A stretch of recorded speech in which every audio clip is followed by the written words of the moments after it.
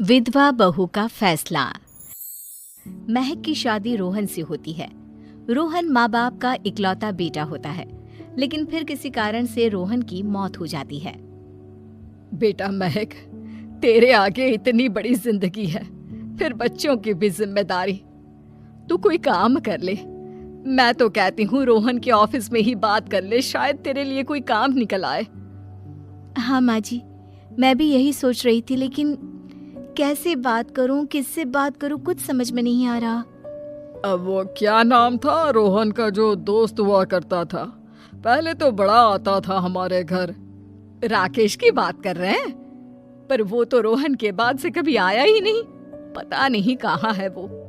आया था, एक नहीं कई बार आया था, लेकिन मैंने बाहर से ही भेज दिया। घर के अंदर झांकता रहता था, मुझे ठीक नहीं लगा। अरे आपको तो पता नहीं क्या ठीक लगता है और क्या नहीं। उसका नंबर है मेरे पास, मैं आज ही फोन करती हूँ। सास राकेश को फोन लगाती है और शाम को घर आने का न्योता दे देती है। अरे आंटी, ओहो भाग्य हमारे कि आपने घर बुलाया। मैं तो कई बार आया, लास्ट टाइम तो अंकल से मुलाकात भी हो गई थी। हाँ, वो हम लोगों को निकलना था ना कहीं उस वक्त। अरे छोड़ो ना बेटा, बोलो क्या लोगे? आपकी बहू। क्या बकवास कर रहे हो राकेश? अरे मेरा मतलब ये है कि आपकी बहू कहाँ है? भाभी जी के हाथ की चाय की बस एक प्याली मिल जाती तो। महक चाय लेकर आती है, लेकिन वो जैसे ही राकेश की ओर देखती है, उसे राकेश पसंद नहीं आता। वो अंदर जाने को होती है कि अरे भाभी जी कहाँ जा रही हैं?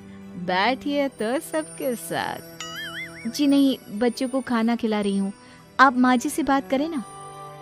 अंदर जाने के बाद सास कहती है, अरे बेटा राकेश, वो क्या है ना, वैसे तो तेरे अंकल जी की पेंशन आती है, साथ ही ऊपर 2 मंजिल मकान से किराया भी, तो हम लोगों का तो अच्छा चल जाता है। लेकिन महक, उनकी चिंता आप न करें आंटी, आदेश दें बस आप तो। देखो भाग्यवान, रहने दो, कोई बात नहीं, मैनेज हो जाएगा। अरे क्या मैनेज हो जाएगा अंकल, हमें भी बता दें। आप चुप रहिए जी। अब वो क्या है ना राकेश, तुझे तो पता है कि रोहन के 2 बच्चे हैं, उनकी पढ़ाई लिखाई का खर्चा बहुत है। हम ये चाह रहे थे कि रोहन के ऑफिस में महक को भी अगर कोई काम मिल जाता तो।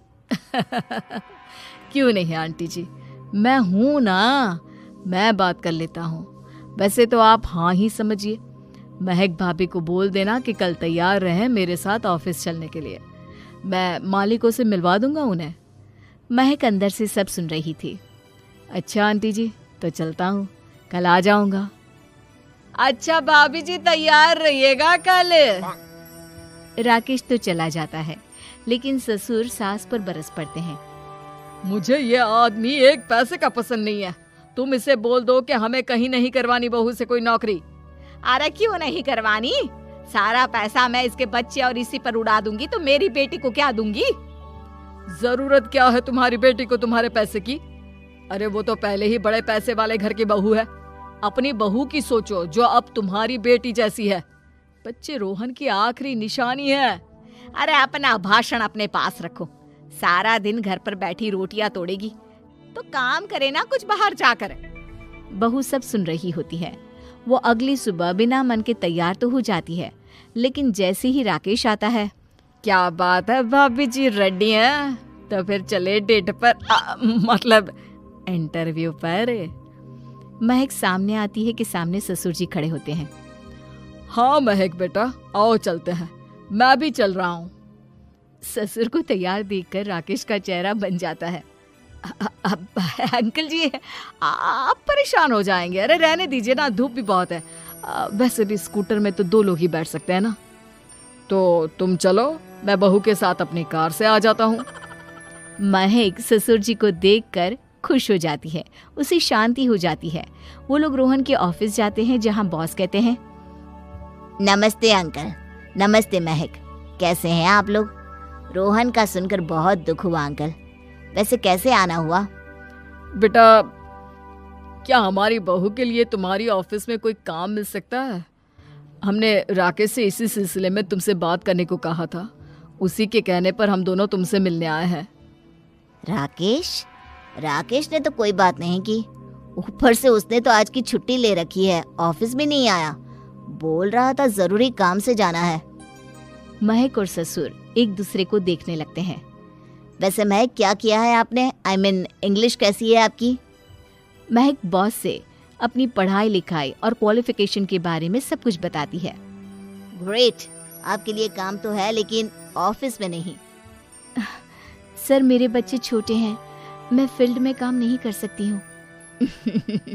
मतलब वो काम घर से करना है, घर से रहकर बच्चे भी देखें और घर भी देखें, लेकिन हाँ, काम जरूर से करें। वो काम डाटा एंट्री का है, तो जब भी वक्त मिले काम करें, और इसके हम आपको अच्छे पैसे भी देंगे। महक बॉस की बात सुनकर खुश हो जाती है, उन्हें थैंक्स बोलकर घर आ जाती है। किसके साथ भेज रही थी तुम महक को? अरे वो कमीना, उसने तो ऑफिस से छुट्टी ले रखी थी, बात भी नहीं की थी उसने बॉस से बहू के काम के लिए। वो तो अच्छा हुआ कि मैं साथ में चला गया। हाँ, ठीक है, नौकरी मिल गई ना, इतना ही काफी है। समय बीतता है और एक दिन फिर दरवाजे पर दस्तक होती है। घर पर कोई नहीं था। महक दरवाजा खोलती है, देखती है तो सामने है राकेश। नमस्ते भाभी जी। नमस्ते, घर पर कोई नहीं है, आप कल आइएगा। अरे कैसी बात कर रही हैं भाभी जी, हम तो आपकी मदद के लिए आए हैं। वो क्या है ना, अंकल जी का फोन आया था कि आपको किसी मदद की जरूरत है। महक को आश्चर्य होता है कि उसके ससुर ने राकेश को फोन क्यों किया। वो ससुर जी को फोन करती है लेकिन फोन नहीं लगता। नहीं, हम लोगों को किसी भी चीज की जरूरत नहीं है, आप जा सकते हैं। अच्छा, एक कप चाय तो पिला दीजिए। महक चाय लेकर आती है। चाय पीने के बाद, रोहन मेरा बहुत अच्छा दोस्त था, उसने मुझसे कहा था कि वो रहे ना रहे, उसके घर वालों का, खास करके आपका ख्याल मुझे ही रखना है, तो मैं कल फिर आऊंगा भाभी जी। नहीं, माता पिताजी है नहीं, वो 4-5 दिन बाद आएंगे। आप उन लोगों के आने के बाद ही आइएगा, मुझे ये सब ठीक नहीं लगता। अरे छोड़िए ना भाभी जी, लोगों का तो काम है कहना। मेरा मतलब है वो तो बोलते ही रहेंगे। आता हूँ मैं कल। महक को अब गुस्सा आ जाता है। हमेशा शांत और मधुर बोलने वाली महक पहली बार जिंदगी में फैसला लेती है, और फैसला होता है राकेश को सबक सिखाने का। बड़े बेशर्म हैं आप, किसने कहा आपको कि आप आए? अरे भैया, साफ साफ बोला ना कि नहीं जरूरत है किसी की मदद की, मैं अकेले सक्षम हूँ अपना घर संभालने के लिए। आज आखिरी बार बोल रही हूँ, इस घर की तरफ आंख उठाकर भी देखा ना तो देख लेना, वरना पुलिस के हवाले कर दूंगी। निकलो यहाँ से, या धक्के मार कर निकालूं। पुलिस का नाम सुनते ही राकेश वहां से 9-2-11 हो जाता है, और महक को अपने फैसले पर गर्व होता है।